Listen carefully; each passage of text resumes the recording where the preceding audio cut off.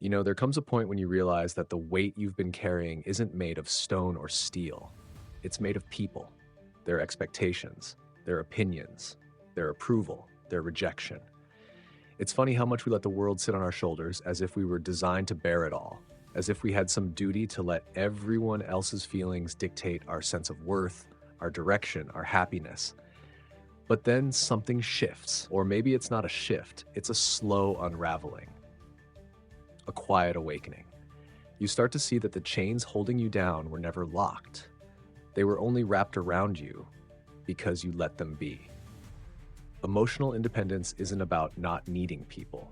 It's not about building walls so high that no one can climb over them. That's just fear in disguise.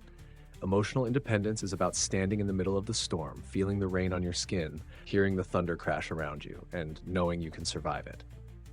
It's about letting someone walk away without feeling like they took a piece of you with them.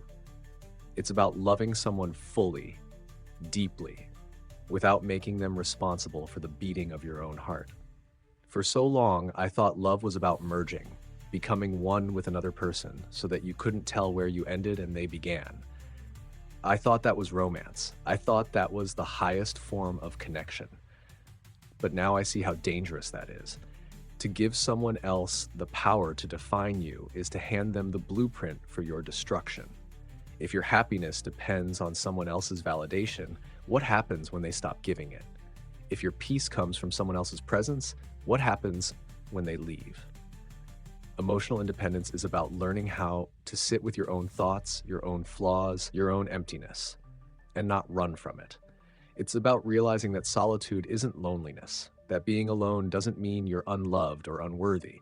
It means you've learned how to carry your own heart without needing someone else to hold it for you. But it's hard, isn't it? Because we're wired for connection. We crave it.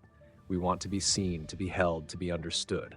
And that's okay. Emotional independence isn't about rejecting that. It's about balancing it. It's about knowing that even if someone sees you, even if someone loves you, even if someone holds you, you're still whole when they're gone. Their presence might add to you, but their absence shouldn't subtract from you. It's a quiet kind of strength, the kind that doesn't need to prove itself, the kind that doesn't crumble under the weight of rejection or bend to the whims of other people's moods. It's knowing that your worth isn't up for negotiation. It's learning how to comfort yourself when things fall apart instead of searching for someone else to patch you up.